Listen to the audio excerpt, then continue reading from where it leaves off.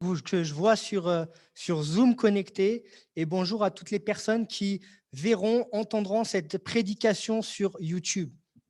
Euh, Aujourd'hui, on est déjà le 21 février 2021 et si on prend du recul, on se dit que le coronavirus, ça fait déjà un an qu'il apparaît là en France, qu'il a commencé à apparaître en France, qu'on a commencé à avoir des confinements, des couvre-feux, qu'on a dû porter des masques, qu'il y a eu des milliers et des milliers de morts en France. Et je voulais revenir sur cela, mais pas que cela, mais je voulais revenir sur tout ce qui se passe en ce moment, sur les conséquences que ça a pu avoir sur chacune de nos vies, sur le plan des relations sociales, sur le plan de la santé, sur le plan de notre esprit, de la dépression, de l'anxiété, toutes ces choses-là, en France, ça devient compliqué. Et je voulais revenir donc sur cette déclaration de notre président Emmanuel Macron qui a été faite juste avant le premier confinement. Je ne sais pas si vous vous en rappeliez, cette déclaration du président Emmanuel Macron avait été écoutée par plus de, je crois, 40 millions de Français en même temps pour dire que tout le monde attendait ce que ce président allait dire. Et j'ai noté une phrase qu'il a dit. Il a dit, nous sommes en guerre sanitaire, certes, nous ne luttons ni contre une armée, ni contre une autre nation, mais l'ennemi est là, invisible, insaisissable et qui progresse. Cela requiert une mobilisation générale. Nous sommes en guerre. Voilà ce qu'a dit le président en mars 2020 et nous sommes un an après cette déclaration. Et lors de ce discours, le président a rappelé à plusieurs reprises, nous sommes en guerre, un discours de guerrier, de chef de guerre, etc. Alors que la France connaît, on va dire, la paix au niveau de son armée. Nous n'avons pas de guerre dans notre pays, nous n'avons même pas de guerre civile dans notre pays. Pourtant, notre président a parlé de guerre et il a fait peur. Son discours se voulait certes rassurant, mais il a également fait peur parce que ses paroles font peur. On nous parle de guerre, on nous parle d'un virus, un virus qui ne partira pas simplement. Il avait même dit qu'il fallait s'habituer à vivre avec très certainement. Et voici que ça fait un an que nous vivons avec et nous ne sommes peut-être pas encore prêts à enlever ce masque de nos bouches lorsque nous circulons dans des espaces clos et même à l'extérieur. Ça fait près d'un an, confinement, couvre-feu. Notre civilisation, elle a cru, là je parle de l'Europe, de la France, notre civilisation a cru que les avancées de la science nous épargneraient de telles épidémies. Nos avancées scientifiques ont poussé, ont décalé la mort de tout être humain. Je parle notamment de l'Europe et de la France, où voilà, mourir à 80 ans, 90 ans n'est pas chose incroyable, mais relève de la normalité. Nous nous soignons, nous entrons en hôpitaux, nous ressortons de l'hôpital, nous re-rentrons dans l'hôpital, nous passons 30 ans peut-être dans un EHPAD, et voici que nous sommes morts à l'âge de 80, 90 ans, 100 ans. Voilà les avancées scientifiques dans notre société. Et nous croyons que la mort n'est plus à notre portée, si bien que lorsqu'il nous arrive de connaître qu'un proche est décédé à 40 ans, à 30 ans, à 50 ans, c'est quelque chose d'incroyable parce qu'on ne pensait pas que la mort pouvait frapper. Et le constat est là. Le coronavirus Covid nous le rappelle également. Un jour, nous allons partir. Un jour, nous allons mourir. Et qu'en est-il de ce qui se passe après? Le gouvernement a dit qu'il était en guerre contre cette épidémie. mais je dirais qu'ils sont également, et peut-être sans même s'en rendre compte, en guerre contre leur état d'homme mortel. L'homme peut mourir et l'homme a peur de mourir, et ce qui est normal. Qui veut mourir? Je pense que très peu de monde veulent mourir. Et si toi qui écoutes cette vidéo, tu as ce sentiment que tu as envie de mettre fin à tes jours, je te dirais au nom de Jésus, ne mets pas fin à tes jours, la vie peut être belle. L'homme a peur de mourir parce qu'ils ne savent pas où ils vont finir leur vie, où ils vont passer leur éternité. Avec les avancées de la science, on améliore l'espérance de vie, mais elle passe très vite. Je pense qu'on est tous ici, on peut tous le dire, mais un jour va arriver et nous devrons rendre les armes, on devra mourir. Et que se passe-t-il après? Le psaume 103 au verset 15 nous dit cette chose-là très simplement. L'homme, ses jours sont comme l'herbe, il fleurit comme la fleur des champs. Et un autre verset dans 1 Pierre 1 au verset 24 nous dit, car toute chair est comme l'herbe et toute sa gloire comme la fleur de l'herbe. L'herbe sèche, la fleur tombe. Ça ne fait pas cool à entendre, ça ne fait pas du bien aux oreilles d'entendre ces vérités-là, mais il faut les entendre pour pouvoir se préparer. Si on m'avait dit que un jour je me marierais, eh ben, je me serais préparé. Et je me suis marié, je me suis préparé et ça s'est bien passé. Mais si on vous dit de vous marier du jour au lendemain, comment allez-vous faire pour vous organiser, pour vous préparer même mentalement au fait de pouvoir vivre ensemble? Comment vous allez faire si vous ne vous organisez pas pour ces choses-là? Alors lorsque viendra le jour où vous allez mourir, il faut s'organiser pour cela. Ça se prépare. Beaucoup de personnes âgées vont préparer leur testament en disant mais il faut que je lègue à ma descendance quelque chose, etc. Et cela se prépare, c'est vrai. Mais qu'en est-il de leur vie? Qu'en est-il de leur âme? Il faut se préparer à l'intérieur parce qu'il y a une vie ensuite après la mort. Alors lors du discours avant le premier confinement, Emmanuel Macron a appelé plusieurs fois que nous étions en guerre, mais il a eu un discours à un moment qui a étonné une majorité de personnes. Il a dit qu'il fallait revenir à l'essentiel. Et lorsqu'il a dit ça, tous les philosophes étaient émerveillés de ce qu'il a conseillé de lire des livres, de se focaliser sur ce qui était essentiel. Et nous, dans notre quotidien, on a vu toutes sortes de magasins fermés, tout ce qui n'était pas considéré comme utile, non essentiel. Tout cela a été balayé de notre société. Moi, je me rappelle, je travaillais et là, on m'a dit, tu vas faire du télétravail. Tu vas sortir de ton travail, voilà, c'est plus utile d'aller dans l'usine, tu restes à la maison et tu travailles à la maison. Ce n'était plus essentiel. Et c'est intéressant à considérer le fait qu'une chose est essentielle et une autre n'est pas essentielle. Il nous a parlé de revenir à l'essentiel. Et je pense que même si Emmanuel Macron n'est pas chrétien, le message du revenir à l'essentiel est un message chrétien. Si nous nous focalisons sur le fait de revenir à l'essentiel, alors vos vies, nos vies seront comblées de bonheur, de joie, parce que nous retournerons à ce qui est pleinement essentiel. Le superficiel a sauté sur bien des sujets. Tout ce qui n'était pas essentiel a sauté. On a vu que les apparences ont sauté. J'ai parlé tout à l'heure de mon mariage. Je me préparais pour accueillir 200 personnes environ, 130 adultes et 30 enfants. Et à la fin, on s'est retrouvé à 10 personnes. 10 personnes. Les apparences ont sauté. Tout ce qui faisait la beauté apparente d'un mariage a sauté. Et ce qui en est ressorti au final, ce n'est que l'union d'une personne avec une autre pour la vie, un réel engagement. Le nécessaire a été conservé. Ma question est la suivante. qu'est-ce qui est pour vous vraiment essentiel?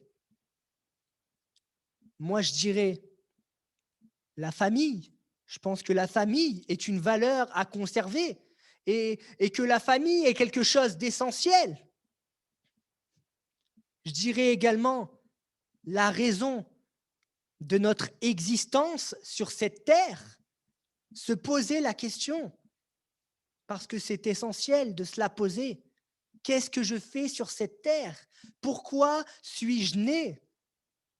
Si quelqu'un n'a pas voulu de ta naissance, peut-être qu'on t'a reconnu qu'après, plus tard, peut-être qu'on t'a fait naître sous X, peut-être que tu avais des parents qui t'ont abandonné, tu es né à la DAS, tu as grandi à la DAS, toutes ces choses-là existent et il ne faut pas les oublier dans notre esprit, mais j'aimerais te dire que Dieu a voulu de ton existence. Dieu a voulu de ton existence. La raison de ton existence sur cette terre, quelle est-elle? Être en accord avec celui qui t'a créé, à savoir Dieu. Savoir, ok, je vis sur cette terre actuellement, mais où je vais passer mon éternité, ça aussi c'est essentiel. Ça aussi, c'est essentiel, de savoir où je vais passer mon éternité. Il ne faut pas que je dise peut-être, on ne sait jamais, ou même si Dieu veut, il faut avoir une certitude dans mon cœur, une pleine conviction. Si je viens à mourir en ce moment même, où est-ce que je passe mon éternité? Et là, ça ne se discute pas, ce n'est pas un peut-être ou une approximation, mais il faut une pleine conviction dans le cœur. Voilà ce qui est essentiel. Je passe la nourriture, ces choses-là. La Bible nous dit que ce sont les païens qui le recherchent. Ceux qui ne savent pas que Dieu pourvoit à ces besoins-là. Alors si tu es dans ces soucis-là du quotidien, de comment se nourrir, comment te loger, comment te vêtir, n'hésite pas à demander de l'aide à ton Seigneur. N'hésite pas à demander de l'aide autour de toi et tu verras que Dieu pourvoit. Je suis même à ta disposition dans la limite des choses, bien évidemment. Ce qui est essentiel. Ce qui est essentiel. 2 Corinthiens au chapitre 5, verset 20, nous rappelle cette chose-là. Et nous la disons, Miko, moi-même, toutes ces personnes qui prêchent l'évangile, nous vous en supplions, au nom de Christ, soyez réconciliés avec Dieu. Ça, c'est essentiel. Partir dans l'éternité en étant réconcilié avec Dieu. Et nous vous en supplions au nom de Jésus-Christ. Soyez réconciliés avec Dieu. La Bible dit dans Hébreux 9, versets 27 à 28, comme il est réservé à l'homme de mourir une seule fois, après quoi vient le jugement, de même Christ qui s'est offert une seule fois pour porter les péchés de plusieurs, apparaîtra sans péché une seconde fois à ceux qui l'attendent pour leur salut. Il est réservé à l'homme de mourir qu'une seule fois. Et on pourrait dire, sans donner trop de peur, ce n'est pas le but de faire peur. C'est qu'un jour, nous allons passer de l'autre côté. Un jour, nous allons mourir. Et qu'en est-il de ta vie? L'homme doit mourir. Après quoi, il y a le jugement. Et le seul moyen d'être épargné par ce jugement, sachant que la Bible dit que l'homme est pécheur et qu'il ne peut pas se sauver par ses propres moyens, le seul moyen, c'est d'accepter ce sacrifice qui a été accompli par Jésus-Christ pour le pardon des péchés de quiconque croit. Car Dieu a tant aimé le monde qu'il a donné son Fils unique afin que quiconque croit, toi, ne périsse point, mais qu'il ait la vie éternelle. La vie éternelle, voilà ce qu'il y a après la mort. Mais c'est une vie soit près de Dieu, dans la joie, dans la félicité, là où les personnes qui peut-être ont vécu malades sur cette terre n'auront plus de maladie, là où Dieu essuiera les larmes de nos yeux. Voilà la proximité que nous pourrions avoir avec le Seigneur si nous avons accepté Jésus comme notre Maître, notre Sauveur. Il y a ce côté-là et il y a l'autre côté qui est appelé la perdition éternelle, que d'autres appellent l'enfer. Ce moment où, voilà, j'ai passé ma vie loin de Dieu, dans la désobéissance ou dans même l'ignorance. Mais l'ignorance, c'est peut-être le fait aussi de ne pas chercher, de ne pas creuser, de ne pas aller plus loin. Et je suis pécheur et vous croyez qu'un Dieu saint, un paradis qui est le lieu où Dieu se trouve, va être souillé par le péché. Il y a un endroit où seront trouvés les saints, ceux qui auront cru en Jésus et qui seront devenus saints par ce moyen, justifiés, rendus justes par Jésus, et il y aura ce lieu de perdition éternelle. Et j'aimerais qu'aucun d'entre nous ne puisse se rendre dans cet endroit. C'est pour ça que nous disons et redisons, je vous en supplie au nom de Christ, soyez réconciliés avec Dieu. Un chrétien n'est pas effrayé outre mesure lorsqu'il sent que la mort peut arriver. Un chrétien n'est pas effrayé outre mesure lorsqu'il entend des directives de son gouvernement qui annoncent que nous sommes en guerre. Vous savez pourquoi? Parce qu'il a Dieu à ses côtés et parce qu'il a été divinement averti par la parole de Dieu. Au tout début de ce premier confinement en 2020, j'écoutais une prédication d'un frère, d'un pasteur qui se trouve sur Oulin. Et ce pasteur lisait ce chapitre de Luc, chapitre 6, et versets 9 à 13. Et je vais vous le lire. Et il parlait justement du Covid. Quand vous entendrez parler de guerre et de soulèvement, ne soyez pas effrayés, car il faut que ces choses arrivent premièrement, mais ce ne sera pas encore la fin. Alors il leur dit, une nation s'élèvera contre une nation, un royaume contre un royaume, il y aura de grands tremblements de terre et en divers lieux des pestes et des famines. Peste, lorsque vous tapez sur Google, la définition, ça veut dire une grande épidémie. Il n'y a rien de nouveau sur la terre. Il y aura des pestes et des famines, il y aura des phénomènes terribles et de grands signes dans le ciel, mais avant tout cela, on mettra la main sur vous, et là ça parle des chrétiens, ceux qui auront cru en Jésus, et l'on vous persécutera, on vous livrera aux synagogues, on vous jettera en prison, on vous mènera devant les rois et devant les gouverneurs à cause de mon nom. Cela vous arrivera pour que vous serviez de témoignage. Et si vous vous rappelez ce qui s'est passé lors de ces moments-là en mars 2020, dans cette période à peu près, je ne me souviens plus exactement, il y a eu donc cette grande épidémie qui a frappé le monde entier. Et qu'est-ce qui a suivi en même temps, dans ce même moment? Une église évangélique, la plus connue de France, la plus grande de France en termes de nombre de personnes qui la fréquentent, ont été accusés d'être des porteurs du virus, alors qu'ils étaient porteurs de lumière, alors qu'ils annonçaient la bonne nouvelle à tout le monde. Nous savons, nous, que le Covid n'est qu'un élément de plus qui vient s'ajouter aux signes annonciateurs du retour de Jésus-Christ. Alors, il ne faudrait pas forcément avoir peur du Covid, mais plutôt rechercher à savoir qui est Jésus, pour être épargnés au jour du jugement dernier, pour être réconciliés avec Dieu. On peut mourir sur cette terre, mais si on vit éternellement alors avec Christ, alors nous serons dans la joie pour l'éternité, une félicité céleste. Et cela vaut bien plus que cette vie sur terre que nous menons actuellement. Voilà pour ce qui est du retour de Jésus. Cet état de confinement, couvre-feu de 2020 à 2021 a créé des problèmes dans l'homme. L'homme ne sait plus comment fonctionner. Si vous allez dans la rue et vous essayez de parler à un inconnu, la personne va avoir peur. Il n'est plus forcément aisé d'aller au contact de l'autre.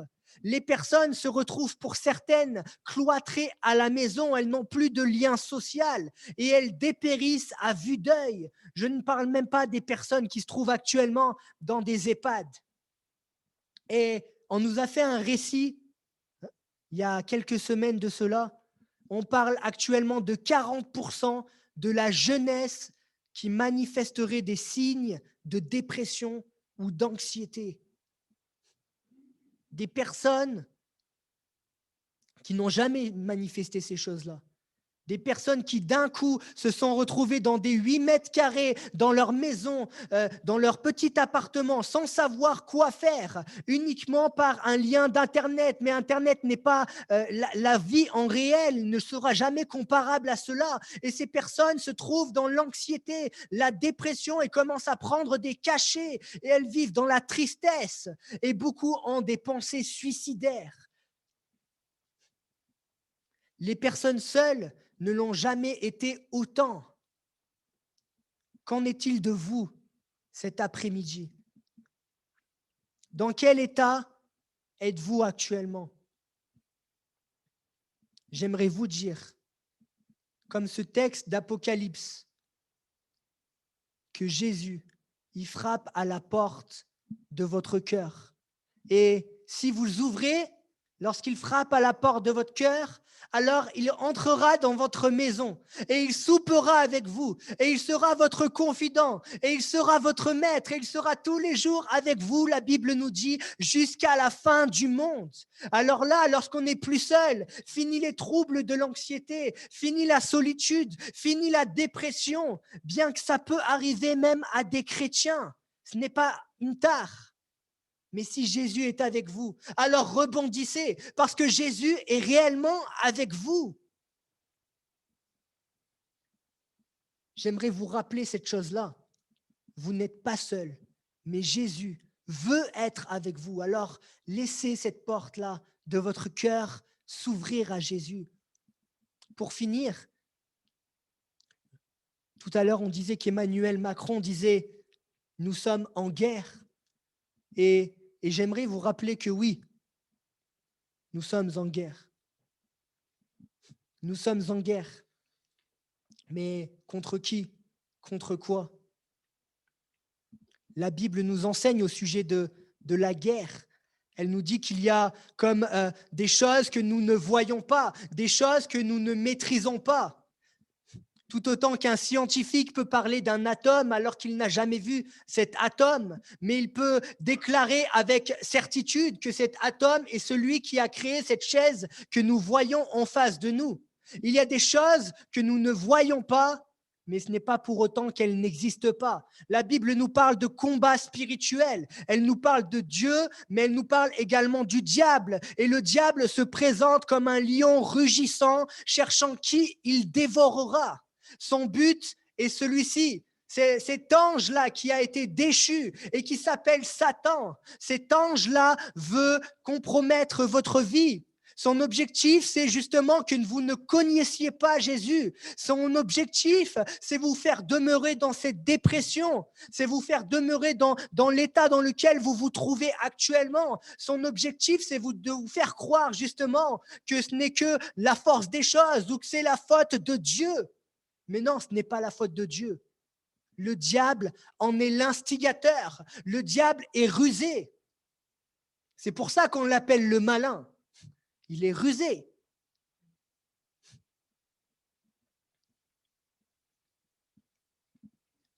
Voyez parfois comment on trempe d'ennemis avec ce virus.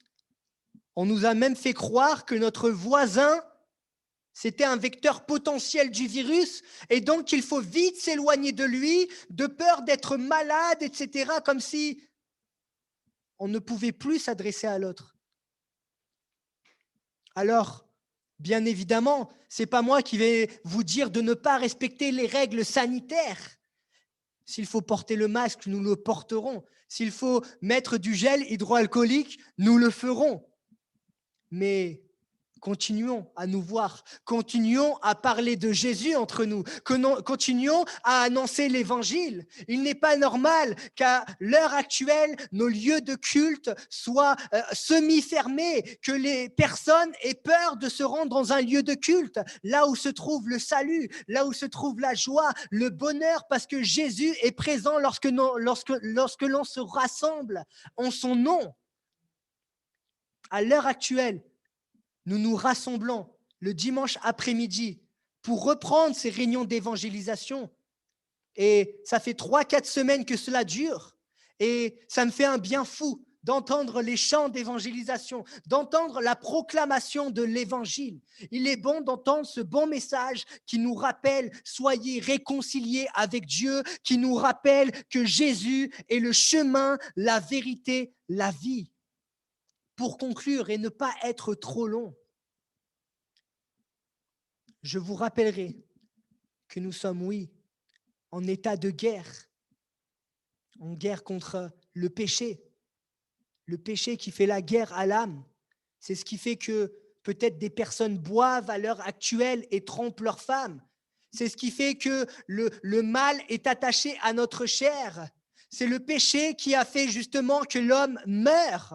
Avant, il n'était pas destiné à mourir. C'est le péché qui fait qu'il y a de l'adultère, qui fait qu'il y a de la dépression également, parce que les personnes ne se parlent plus entre elles. On préfère laisser les personnes toutes seules et nous vivre dans l'abondance parfois, dans notre richesse lorsque la personne est pauvre. C'est le péché qui fait cela et qui a contaminé toute chose. Alors oui, nous sommes en état de guerre contre le péché, contre le Satan qui justement contamine le monde de ces choses-là. Et nous devons revenir à l'essentiel. L'essentiel, qu'est-ce qui est important dans notre vie? Cette relation qui a été brisée avec Dieu et Dieu qui nous appelle à être réconciliés avec lui. Retour à l'essentiel. Ouvrir la parole de Dieu. Ouvrir la Bible. Toi qui ne l'as jamais lu, peut-être il est l'occasion d'ouvrir la Bible et de trouver que non, ce n'est pas un livre religieux entre guillemets. Non, ce n'est pas des contraintes, mais c'est ton Père d'amour qui te parle au travers de cette lettre particulière qui t'est adressée et il veut changer ta vie, la transformer et te rendre heureux. Si tu veux le bonheur, le vrai bonheur, laisse entrer Jésus dans ton cœur. Ça, c'est un chant que nous chantons dans notre église et qui dit des paroles pleinement inspirées. État de guerre, oui. Retour à l'essentiel. Alors, je vais, pour finir, ne pas être trop long, faire cette prière. Et peut-être que tu pourrais la répéter après moi, toi qui te trouves sur Zoom, toi qui te trouves sur YouTube à l'heure actuelle. Je vais prier. Seigneur, je te remercie pour ce message qui a été délivré. J'ai compris ce que tu attends de moi. Je veux saisir ce qui est essentiel. Je ne veux pas mourir loin de toi, mais je veux être en accord avec ta parole, la Bible. Remplis-moi de ton esprit. Je veux te laisser entrer dans mon cœur. Change ma vie. J'ai reconnu que tu es le maître et je ne veux plus être sous l'emprise du diable. Merci Seigneur. Amen. Amen.